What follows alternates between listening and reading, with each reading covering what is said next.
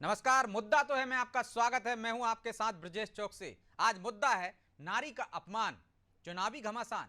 महिलाओं पर विवादित बयान देकर कांग्रेस नेता क्यों सेल्फ गोल कर रहे हैं? दरअसल ये सवाल इसलिए उठ रहा है क्योंकि जीतू पटवारी ने इमरती देवी पर विवादित बयान दिया है, जिसे बीजेपी नारी शक्ति का अपमान बता रही है। उनसे पहले कमलनाथ भी इमरती देवी पर विवादित टिप्पणी कर चुके हैं, तो फिर क्यों कांग्रेस के नेता बार बार एक ही गलती कर रहे हैं? खैर, चुनाव के समय ऐसे बयान बीजेपी के लिए फायदेमंद ही हैं। वो इनको अपने पक्ष में भुना भी रही है, लेकिन कांग्रेस कैसे आधी आबादी को लुभाएगी, ये चुनौती अब उसके सामने है। क्योंकि एमपी विधानसभा चुनाव में कांग्रेस को महिलाएं हार का स्वाद चखा चुकी हैं। तो क्या ये समझा जाए कि कांग्रेस नेताओं के ये बयान पार्टी पर फिर भारी पड़ने वाले हैं? आज चर्चा में इन तमाम पहलुओं को समझने की कोशिश करेंगे, लेकिन पहले देखिए रिपोर्ट।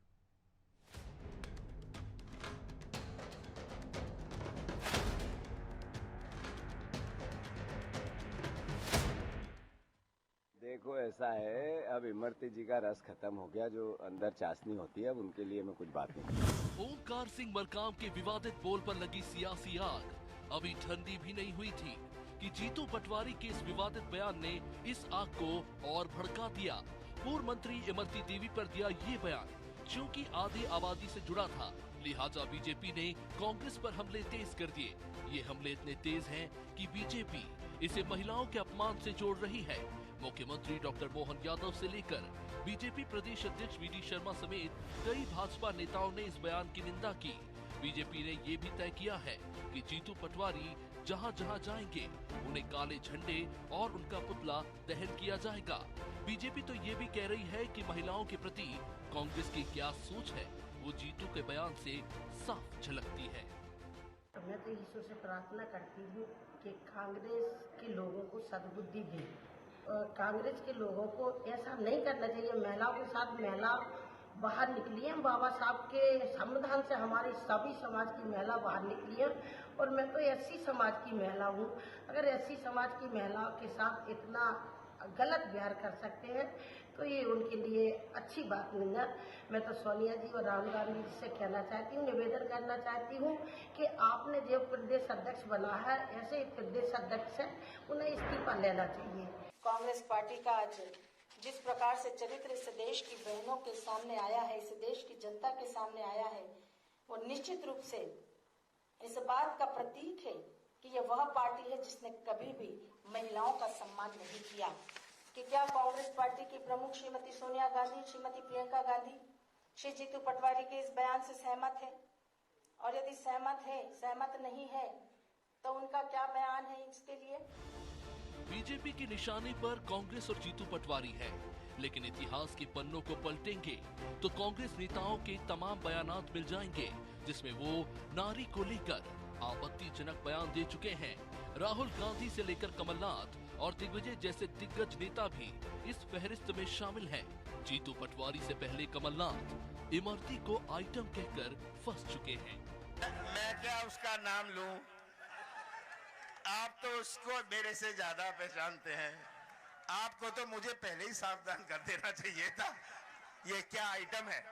ये क्या आइटम है? थोड़ी सी बात पता पड़ जाता है कौन फर्जी है कौन सही है। ये 100 टन माल है। मामले ने तूल पकड़ना शुरू किया तो जीतू पटवारी फिर सामने आए और सफाई दी कि उनके बयान को गलत तरीके से पेश किया गया है। हालांकि उन्होंने अपने बयान पर खेद भी जताया। कल मैं ग्वालियर था, वहाँ पर एक ऑडियो को लेकर मेरे से पत्रकारों ने सवाल किया, जिसमें मेरी केवल भावना उस सवाल को टालने की थी। उस संदर्भ में मैंने जो वक्तव्य दिया उसको मरोड़ कर उसको गलत संदर्भ में प्रस्तुत किया जा रहा है। मैं इमरती देवी जी का जहाँ तक सवाल है, बड़ी बहन है मेरी, और चूँकि बड़ी बहन माँ जैसी होती है, फिर भी अगर किसी प्रकार की कोई ऐसी भावना ठेस पहुंची हो किसी की भी, तो मैं खेद व्यक्त करता हूँ, माफी चाहता हूँ। कांग्रेस के हाथ से पहले ही महिला वोट बैंक छिटका हुआ नजर आता है। इतना ही नहीं, मध्य प्रदेश के विधानसभा चुनाव में उसके करारी हार की वजह भी महिला वोटर्स को ही बताया गया। और अब लोकसभा चुनाव के बीच महिलाओं को लेकर इस तरह के बयान पार्टी की मुश्किलें बढ़ा रहे हैं। वहीं बीजेपी इन बयानों को भुनाकर जीत का रास्ता तैयार करने में जुटी है।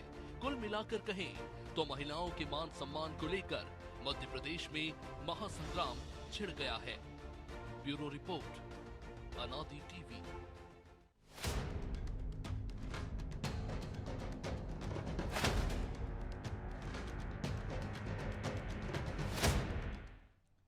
तो इस मुद्दे पर चर्चा के लिए हमारे साथ जुड़ गए हैं बीजेपी प्रवक्ता शिवम शुक्ला, कांग्रेस प्रवक्ता नीलाभ शुक्ला और हमारे सहयोगी प्रभु पटेरिया। आप सभी का बहुत बहुत स्वागत है। नीलाभ जी, शुरुआत आपसे ही करते हैं। जी, पहले दिग्विजय सिंह, कमलनाथ, ओमकार मरकाम और अब जीतू पटवारी, बार बार एक ही गलती क्यों? वो कह रहे हैं कि कांग्रेस का चरित्र ही ऐसा है, महिला विरोधी है। देखिए, बयानों किस तरह तोड़ मरोड़ के पेश किया जाता है, मुख्य मुद्दों से ध्यान हटाई कवायद की जाती भारतीय जनता पार्टी, सीधा उदाहरण है। जीतू पटवारी ने स्पष्ट कहा कि मेरा इसमें कोई रस नहीं। देख, हमारी निमाड़ की मालवाई बोलचाल की भाषा में कहा जाता है कि कोई इंटरेस्ट नहीं है मुझे इस विषय पे बात करने पर। तो ऐसे हम कहते हैं इसमें कोई रस नहीं है। तो उन्होंने कहा कि मुझे इसमें इस विषय पे कोई चर्चा नहीं करना। उन्होंने सवाल को टाला। उसको कितने अलग ढंग से इन लोगों ने पेश किया, किस तरह का माहौल क्रिएट किया। भारतीय जनता पार्टी ने कितनी फुर्सत में बैठे हैं ये लोग, विषयों पर बात करना नहीं चाहते, मुख्य मुद्दों से ध्यान किस तरह हटाया जनता को, और उल जलूल मुद्दे जो मुद्दे है ही नहीं उसे कैसे हाईलाइट किया, ये भारतीय जनता पार्टी का खेल में देख रहा हूं, बड़ा हास्यास्पद है। अब देखिए, आप कृष्णा गौर जी बयान दे रही हैं, सबके बयान में सुन रहा था। अरे, जिनकी खुद की विधानसभा के अंदर ज्ञान गंगा स्कूल में 8 वर्ष की बच्ची का बलात्कार हुआ, अब आप प्रेस कॉन्फ्रेंस क्यों नहीं ले रही हैं? अब आप क्यों नहीं काले झंडे दिखा रही हैं? भाजपा के जब आईटी सेल के लड़के बीएचयू की लड़की के साथ बलात्कार करते हैं, घृणित काम, ऐसे काम तो नहीं हो रहे हमारे आपकी। और उसके बाद मध्य प्रदेश में प्रचार कर रहे हैं भाजपा नेताओं संरक्षण में, उस पर तो आपने काले झंडे नहीं दिखाए, उनके पुतले नहीं जलाए, उसके बारे में आपने प्रेस कॉन्फ्रेंस नहीं ली।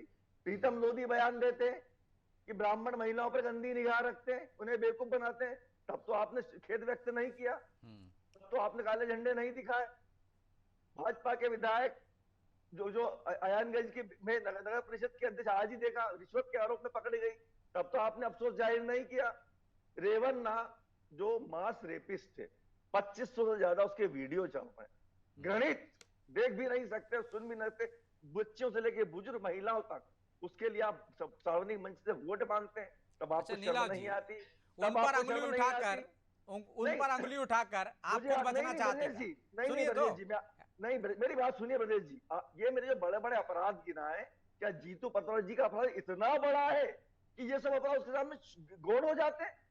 मतलब बात को तोड़ मरोड़ के किसी महिला के बारे में ये कहना क्या उनमें रस नहीं बचा है, ये अच्छा है आपके हिसाब से? सही बोला उन्होंने? बिल्कुल भी नहीं बोला। मैंने आपसे क्या कहा, बोलचाल की भाषा में कहा जाता है हमें इस विषय पे कोई रस नहीं है। आप मालवा निमाड़ से अगर संपर्क रखते होंगे, ताल्लुक रखते होंगे, तो हम कहते हैं इसमें अपना कोई इंटरेस्ट है, अपने कोई रस नहीं है। एक हम भी बालचल भाषा में रस मतलब इंटरेस्ट, ये हमारी भाषा है बोलचाल की। वो फिर चाशनी शब्द का भी तो इस्तेमाल किया उन्होंने। हमें कहते हैं इसमें कोई इंटरेस्ट नहीं। अरे नीलाभ जी कह रहे चाशनी शब्द का इस्तेमाल किया है, रस का इस्तेमाल किया है। आप जब भी इंदौर आएंगे मैं आपको बिलवा दूंगा, पता है हमारा इसमें कोई इंटरेस्ट, इसमें कोई चाशनी नहीं है। मतलब हमारा इसमें कहीं इंटरेस्ट नहीं इस विषय पे चर्चा करने में कि हमारी सामान्य बोलचाल। चलिए शिवम जी से जवाब ले लेते हैं। शिवम जी, तरीके से पेश किया जा रहा है। आपकी पार्टी के नेता चाहे प्रीतम लोधी हो चाहे अन्य हो, वो इस तरह के बयान देते हैं तो आपको ऐतराज नहीं है, लेकिन उन्होंने मालवा की भाषा में बोल दिया तो आपने इतना बवाल काट दिया, मुद्दा बना दिया। असल मुद्दों से ध्यान भटकाना चाहते हैं आप।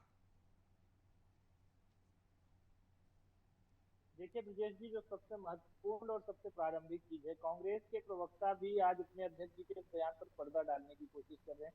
जहां एक और इनके अध्यक्ष इस बयान के लिए माफी मांग रहे हैं, उनके प्रवक्ता उसको जस्टिफाई करने में लगे हैं। यह दिखाता है कि कांग्रेस अभी भी इस घृणित कृत्य के लिए कहीं न कहीं शर्मिंदा नहीं है, अभी भी उनके प्रवक्ता माफी मांगने की भाषा पर आमदा नहीं है।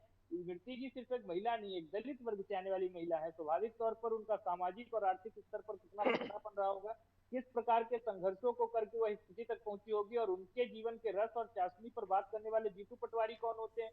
जीतू पटवारी ने अपनी उसी निकृष्ट मानसिकता का परिचय दिया है। पूर्व में भी जीतू पटवारी को पहली बार इस प्रकार का बयान नहीं दे रहे, यह परपेचुअल ऑफेंडर है। उन्होंने पहले अभी विधानसभा चुनाव के दौरान महिलाओं की पोटली के बारे में इस प्रकार की अपमानजनक टिप्पणी का प्रयोग किया था। इसके पहले भी अनेक अवसरों पर जीतू पटवारी महिलाओं के बारे में अपनी पैट्रियार्कल जो सोच है, पुरुष सत्तावादी सोच है, उसका परिचय दे चुके हैं। अभी एक हम ज्यादा पहले की घटना पर चर्चा करें, अभी छत्तीसगढ़ प्रदेश कांग्रेस कमेटी के ऑफिस में जिनकी जो राष्ट्रीय मीडिया समन्वयक है राधिका खेड़ा, जिनको किस प्रकार से पीड़ित किया गया, जिसके बाद उन्होंने बकायदा अपने पद से इस्तीफा दे दिया, पार्टी से इस्तीफा दे दिया, उनको रुलाने तक की नौबत वहां पर इनके कार्यकर्ता लेकर के आ गए।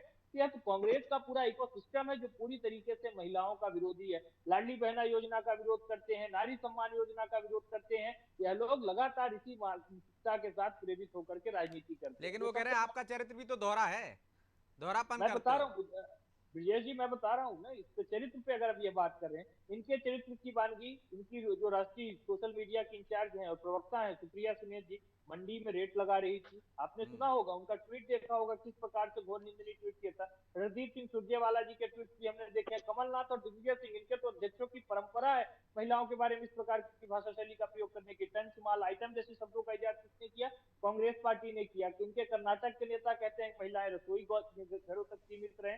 इनके अन्य नेताओं ने भी समय अनुसार समय समय पर कोई वक्त नहीं बीतने दिया, जैसे एक तय अवधि कर रखी हो, कितने अंतराल के बाद हमें महिला विरोधी बयान देकर के अपनी मानसिकता को, अपनी घृणित सोच को जनता के सामने उजागर करना है। और यही चीज जब यह सरकारों में आते हैं, कभी सल्ला देवी की मिश्रा, कभी सल्ला मिश्रा कांड के रूप में बाहर आती है, कभी भवरी देवी कांड के रूप में बाहर आती है, कभी अजमेर के जो यूथ कांग्रेस नेताओं का एक पूरा रैकेट चलता था जिसमें स्कूल कॉलेज। लेकिन आपके गठबंधन सहयोगी का मामला आया, उन्होंने जिक्र किया है, उस पर आपके इस तरह के बोल नहीं रहते हैं। मैं ब्रजेश जी, मैं उस पर भी बोल देता हूँ। अभी गठबंधन के सहयोगी कुछ सालों पहले तक ये उनके साथ सरकार चला रहे थे, तब इनको उसमें किसी प्रकार की आपत्ति नहीं नजर आई। हम तो अभी भी बोल रहे हैं, अगर इस प्रकार का प्रकरण संज्ञान में आया है तो जो भी विधि सम्मत कार्रवाई होगी, भारत का कानून इतना सशक्त है, उस पर न्यायप्रिय तरीके से कार्रवाई करेगा। और भारतीय जनता पार्टी की सरकार, वहां पर हमारी सरकार नहीं, कर्नाटक में आपकी सरकार है, आप कठोरतम कार्रवाई करिए, आप उनको कैपिटल पनिशमेंट से दंडित करिए अगर वह व्यक्ति इस प्रकार की घृणित कृत्य में संलग्न है। मध्य प्रदेश की सरकार ही वह सरकार है ना जिसने देश में पहला वह कानून ला करके दिखा दिया कि अगर कोई व्यक्ति इस प्रकार से महिलाओं और विशेष तौर पर जो नाबालिग कन्याएं हैं उनके साथ इस प्रकार का घृणित कृत्य करेगा, उसको हम फांसी के फंदे तक ले जाने का काम करेंगे। आपको कौन रोक रहा है? कर्नाटक में आपकी सरकार है, आप करके दिखाइए। आपने क्यों किसी को भाग जाने दिया? आप अपनी गिरबान में झांक करके देखिए। आप एक सरकार के रूप में मध्य प्रदेश में कभी भी नीलाव जी जवाब दे रहे हैं। नीलाव जी 24 घंटे का वक्त आपकी सरकार है, कार्रवाई कर दीजिए। आप भी तो राजनीतिक बयानबाजी कर रहे हैं सिर्फ उसमें, और आपकी पार्टी में ऐसे हालात हैं कि आपकी पार्टी के नेताओं को, नेत्रियों को इस्तीफा तक देना पड़ रहा है, इस स्तर तक प्रताड़ित कर रहे हैं। मेरे भाजपा मित्र बड़ी शुद्ध हिंदी बोलते हैं, लेकिन शुद्ध हिंदी में बोलने कहीं तय नहीं हो जाता कि आप बुद्धिमान है। भाषा में पकड़ आपकी अच्छी, मैं मानता हूँ, तारीफ करता हूँ आपकी, लेकिन आप बुद्धिमान होंगे ये कहीं तय नहीं हो जाता उससे। सीधी बात है, आप विषयों पर बात ही नहीं कर रहे हैं। जीतू पटवारी जी का बयान मैं स्पष्ट कर चुका हूँ, बयान को तोड़ मरोड़ के गलत ढंग से आप पेश करते हो, माहौल तो बना रहे। मेरी बात, अरे बात सुनो, बात सुनिए उसके। अरे शिवम शुक्ला जी, अरे उत्तेजित मत हो, उत्तेजित मत हो, उत्तेजित मत हो, रक्तचाप मत बढ़ाओ अपना, उत्तेजित मत हो, रक्तचाप मत। मेरी बात सुनो, ये उसके बाद आपने किया नहीं तो आप माफी ब्रजेश जी ऐसे डिबेट तो नहीं हो पाएगी। शिवम जी आने दे उनकी बात, लेकिन फिर माफी क्यों मांग रहा है? जो बोला है वैसा ही दिखाया है, तोड़ मरोड़ने का सवाल ही नहीं है। 2 लाइन का तो बयान है उनका, क्या तोड़ मरोड़ करेंगे उसमें? उसके बाद भी जीतू पटवारी का बड़प्पन है, उन्होंने कहा उसके बाद ही मेरे इस बयान से किसी को ठेस पहुंची। अरे आप चुप रहिए, बहुत हो गया, चुप रहिए, आप चुप रहिए श्रीमान, बीच मत बोलिए, डिबेट की मर्यादा समझिए, डिबेट की मर्यादा समझिए। तो ये बड़प्पन कैसा है नीलाव जी? ये बड़प्पन है, मतलब नहीं चल रहा है, डिबेट माफी मांग रहे हैं, उसको बड़प्पन कह रहे हो आप कि बड़प्पन है उनका। उन्होंने फिर भी कहा कि अगर मेरे किसी वक्तव्य से किसी को ने अगर उसको गलत अन्यथा लिया हो, किसी वक्तव्य से नहीं, वक्तव्य दिया है उससे माफी मांगनी चाहिए। वो कह रहे हैं तोड़ मरोड़ का पेश किया है, तोड़ मरोड़ के पेश किया, उसके बावजूद भी अगर आपको कहीं इस पे तकलीफ हुई हो या किसी ने अपमानित फील किया, उसके लिए उन्होंने खेद व्यक्त किया, माफी किया। बड़प्पन ने बड़ा दिल है। आपने मणिपुर की महिलाओं के लिए माफी मांगी, मणिपुर में आपकी सरकार है, आपके मुख्यमंत्री है, उनके नग्न वीडियो चल रहे हैं मणिपुर के अंदर, आपके सांसद, आपके सांसद, आपके सांसद, आपके सांसद, आपके सांसद, अरे चुप रहो यार, बात बीच में मत बोलो। आपके सांसद महिलाओं का यौन उत्पीड़न करते हैं, महिला पहलवानों का यौन उत्पीड़न। चलिए मैं दोनों की बात लौट रहा हूँ, चलिए प्रभु जी सांसद मैं आ रहा हूँ, नीलाव जी करते हैं, शिवम जी आ रहा हूँ, दोनों के पास आ रहा हूँ। चलिए आपने मैं प्रभु जी से सवाल ले लेता हूँ, आ रहा हूँ नीलाव जी। प्रभु जी फिर क्या कांग्रेस ने सेल्फ गोल कर लिया, और बार बार कांग्रेस के नेता ऐसे क्यों गलती करते हैं? क्या कमलनाथ से, दिग्विजय सिंह से, बाकी के नेताओं से सबक नहीं लिया जीतू पटवारी ने? देखिए नीलाभ जी जो कह रहे हैं कि वो मालवा की कहावत है, मालवा में जो है क्या नीलाभ जी क्या शब्द प्रयोग किया था, रस काहे के लिए कहते हैं वहाँ पे? सब कहते हैं किसी में इंटरेस्ट नहीं होता कि मुझे इस इंटरेस्ट नहीं बातचीत में होता, मेरा कोई रस बिल्कुल नहीं। बिल्कुल। तो जब वो कह रहे हैं तो मालवा की भाषा उनको जाके वहाँ पे क्यों बोलनी चाहिए चंबल में? अपने घर में बोले ना, विधानसभा में तो नहीं बोलते। विधानसभा के लिए, जहाँ का लोकसभा व्यक्ति के होगा वहाँ की लिए, भाषा ही नीलाभ बोलेगा जी ना। हम अपनी बात रख लें, आपको पूरा मौका दिया, आपकी बात भी आएगी। विधानसभा में, लोकसभा में एक किताब बाकायदा छपवाई जाती है कि वहाँ पे झूठ शब्द का प्रयोग नहीं करना, असत्य बोलना है, वहाँ पप्पू शब्द का प्रयोग नहीं करना है, वहाँ किसी को चोर नहीं कहना है ना। वहाँ पे बहुत संतुलित शब्दों का प्रयोग आपको सिखाया जा रहा है। आप पहली बार के तो विधायक हैं नहीं कि आपको अनुभव ना हो, आप कई बार के विधायक हैं, तो निश्चित तौर पर जो शब्द आप विधानसभा के फ्लोर पर नहीं बोल सकते, संसदीय शब्द हैं, जो शब्द आप अपने घर में नहीं बोल सकते, वो शब्द आप चुनावी मंच पर चुनाव के दौरान कैसे कह रहे हैं? यहाँ पे हम नहीं कह रहे जीतू पटवारी ने गलत बोला है, हम नहीं कह रहे, जीतू पटवारी खुद कह रहे हैं। आप उनके दो चेहरे देखिए जीतू पटवारी के। अभी हमने शुरू में देखा कि जीतू पटवारी जब वो बयान दे रहे हैं, सवाल इमरती देवी को लेके था, जवाब भी उनका स्पेसिफिक इमरती देवी को लेके था। वो जब बयान दे रहे हैं तब उनका चेहरे की भाव भंगिमाएँ कुछ और हैं, और वो जब सफाई दे रहे हैं तब उनके चेहरे की भाव भंगिमाएँ बता रही हैं वो कितने शर्मिंदा है अपने उस बयान को लेकर। तो जो आदमी खुद ही शर्मिंदा है उस बयान को लेकर, उनको पता है कि वो कितना बड़ा उनने सेल्फ गोल कर लिया, कितना बड़ा नुकसान कर लिया। मध्य प्रदेश में ही अभी जो है 17 सीटों के चुनाव होने हैं लोकसभा के, जिसमें उनके मालवा क्षेत्र के भी चुनाव हैं, जहां पर इस रस शब्द को जो नीलाभ जी कह रहे हैं कि मालवा की भाषा, इसका अर्थ सारे मालवा के लोग जानते होंगे, जहां के चुनाव भी होने हैं मालवा निमाड़ क्षेत्र में। तो वहाँ के लोग भी समझ रहे होंगे कि जीतू पटवारी जी ने क्या बोला है। महिलाएं भी समझ रही होंगी, वो आधी आबादी जो अभी तक वोट करने नहीं निकल रही थी, जो कांग्रेस को भी ये लग रहा था कि लाडली बहना योजना का असर कम हो गया है, और महिलाएं जो मुख्य शिवराज सिंह चौहान के हटने के बाद उत्तर बीजेपी की तरफ नहीं जा रही, जो कम वोट कर रही हैं, आपने उन महिलाओं को घर से बाहर निकल के पोलिंग बूथ पर आने के लिए उत्प्रेरित कर दिया। आपने उनको ऐसा इंजेक्शन लगा दिया कि वो गुस्से में आएंगे। अब तो ये जो खुद ही जीतू पटवारी का ये बयान है, और फिर दुनिया भर की सब गिनाने की क्या जरूरत है? आपके नेताओं को ऐसे बयान देने, निश्चित दीजिए, बहुत छूट है, आपके लोकतंत्र है। भारत में हर व्यक्ति को, हमारे संविधान में स्वतंत्रता दी गई है, हर व्यक्ति को अपनी बात रखने की स्वतंत्रता है, चाहे मर्यादित बोलिए चाहे अमर्यादित बोलिए। लेकिन आप चुनाव के मौके पर क्यों बोल रहे हैं? आपके नेता ठीक चुनाव के मौके पर क्यों बोलते हैं? दिग्विजय सिंह का बयान चुनाव के मौके पर क्यों आता है? कमलनाथ का बयान चुनाव के मौके पर क्यों आता है? अब अपने घर के बच्चों को तो आइटम नहीं बोलते होंगे वो, लेकिन उनने चुनावी मंच पे आइटम शब्द का प्रयोग किया। अब उसकी आप सफाई दे दें कि वो लोकसभा में आइटम बोलते हैं हर चीज़ को। तो लोकसभा चलती कितने दिन है साल भर में? 365 दिन में आप 60 दिन संसद में नहीं बैठते, 60 दिन प्रश्नकाल में नहीं रहते जहाँ पे आइटम शब्द का प्रयोग होता है।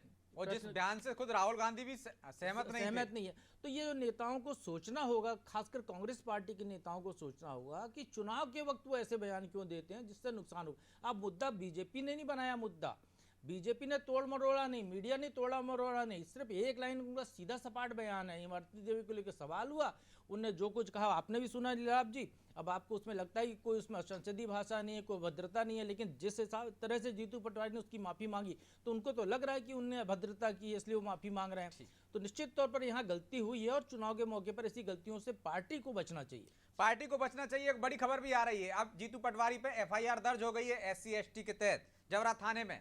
तो नीलाभ जी, एक तो बचना चाहिए, खुद गलती करते हो, दोष विरोधी पार्टी पर देते हो कि तोड़ मरोड़ के पेश कर रहे हैं, और फिर शर्मिंदा भी होते हो। तो ऐसे बयान ही क्यों देना, ऐसी गलती करना ही क्यों जिससे पार्टी को नुकसान हो?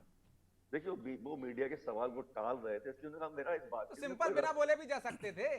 बात सुनिए, नीलाभ जी, नो कमेंट एक बहुत छोटा सा शब्द है, नो कमेंट। मुझे इस पर कुछ नहीं बोलना है। इतना बोल देते वो, इतना बोलने की जरूरत क्या थी? जलेबी इमरती तक जाने की क्या जरूरत थी? अब मैं बोल लूं? हाँ बोलिए।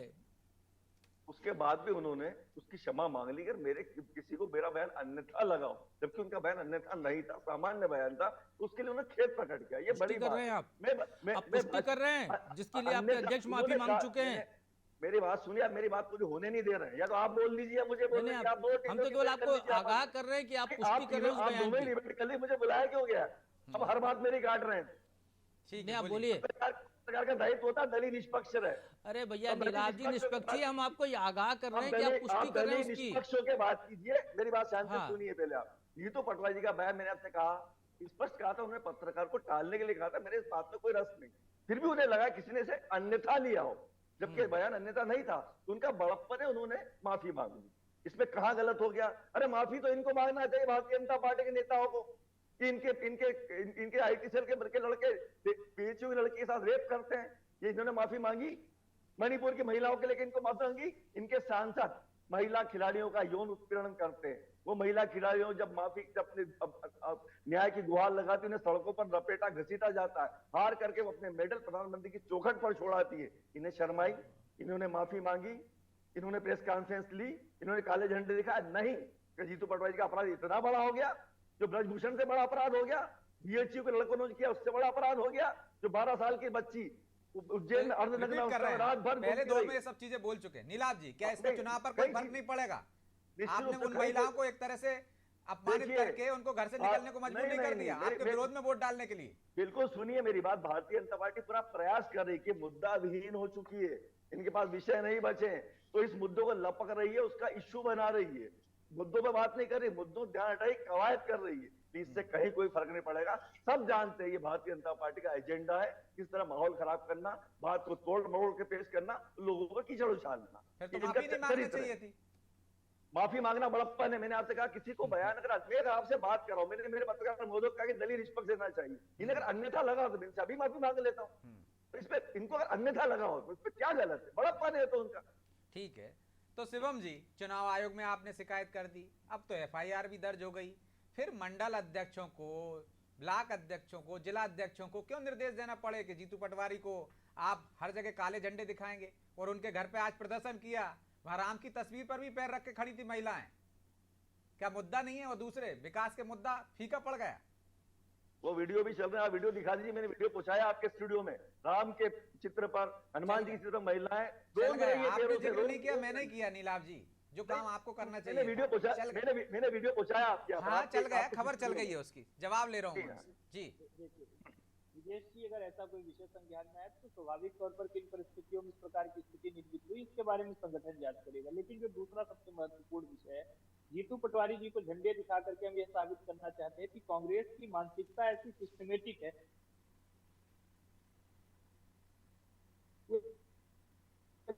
शिवम जी, कोई पहली ऐसी घटना नहीं है जब महिला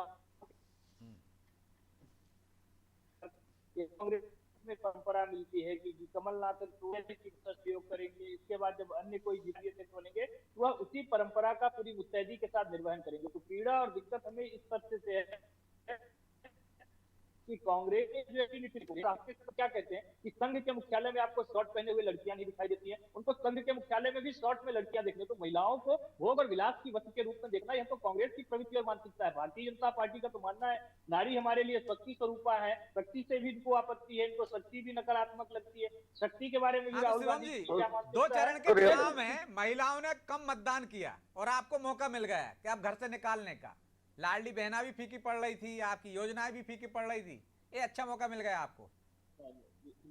भारतीय जनता पार्टी कभी वोट बैंक की राजनीति नहीं करती है। महिला सशक्तिकरण हमारी प्रतिबद्धताओं में सबसे ऊपर है। नारी शक्ति बंधन अधिनियम आज तक किसी भी सरकार ने वह साहस नहीं जुटा पाई, हमने लागू करके दिखा दिया। अगली बार जब देश में लोकसभा या विधानसभा के चुनाव होंगे तो एक्ट को लागू करने के बाद होंगे। इसके साथ ही साथ मध्य प्रदेश के महिलाओं के आर्थिक सशक्तिकरण की दिशा में इस प्रकार से जो हमारी सरकार एक सोशल इंटरवेंशन की स्कीम लेकर के आई, आज उसकी वैश्विक स्तर पर 13 लाख महिलाएं देश से लापता है। NCRB की रिपोर्ट है, पता आपको? आप पढ़ते हैं NCRB की रिपोर्ट है, 13 लाख महिलाएं देश से लापता है। कांग्रेस की रिपोर्ट नहीं है, उसके बारे में आप माफी मांगेंगे? 13 लाख महिलाएं कम नहीं होती, लापता हो चुकी है, उसके बारे में आप देश से माफी मांगेंगे? यार मुझे बताएं, 13 लाख NCRB की रिपोर्ट है, कांग्रेस कार्यालय की रिपोर्ट नहीं है। 13 लाख महिलाएं देश से लापता, संसद में रिपोर्ट पेश की गई है, उसके बारे में आप माफी मांगेंगे? शर्मिंदा होंगे? आप बताएं, आप शर्मिंदा होंगे? आप माफी मांगेंगे? नहीं मांगेंगे? आपको जवाब नहीं मांगेंगे? नीलाभ जी जवाब सुनने का साहस रखिए। देखिए, देश में महिलाओं की मजबूती के लिए, उनके आर्थिक सशक्तिकरण की दिशा में, जैसा अरे मैं बोल रहा हूँ 13 लाख महिलाएं लापता, उसके बारे में सुनो तो क्या सशक्तिकरण, महिला होती थी, आज क्या सशक्तिकरण की बातें करते संवाद भाजपा कार्यालय को पर्चा दे के आगे पड़ जाते हो, आगे विषय पे बात करो। एनसीआरबी की रिपोर्ट में इससे 13 लाख महिला लापता हुई है, उसके बारे में चलिए माफी चाहता हूं, समय की भी एक बाध्यता है, इसलिए चर्चा को यहीं विराम देना होगा। आप दोनों का बहुत बहुत धन्यवाद। तो निश्चित तौर पर नारी का अपमान यहाँ पर एक मुद्दा बनता दिख रहा है, और मुद्दा बनाने का मौका खुद कांग्रेस ने दे दिया। कांग्रेस के तमाम नेता, चाहे सुरजेवाला को देखें, चाहे श्रीनेत को देखें, या फिर हम मध्य प्रदेश की बात कर लें तो दिग्विजय सिंह, कमलनाथ और ओमकार सिंह मरकाम के बाद जीतू पटवारी भी उस कतार में खड़े हो गए। क्या इससे बीजेपी को फायदा होगा? ये चुनाव में मुद्दा बनेगा तो क्या जो महिलाओं का वोट प्रतिशत कम हुआ था वो बढ़ेगा? ये देखने की बात होगी। लेकिन निश्चित तौर पर नेताओं को तौल मोल कर बोलना चाहिए। जो शब्द वो संसद या विधानसभा के अंदर नहीं बोल सकते, वो बाहर सार्वजनिक रूप से क्यों बोल रहे हैं, इस पर भी विचार करने की जरूरत है। बहरहाल मुद्दा तो है। इतना ही, मुझे दीजिए इजाजत और आप देखते रहिए अनादि टीवी। नमस्कार।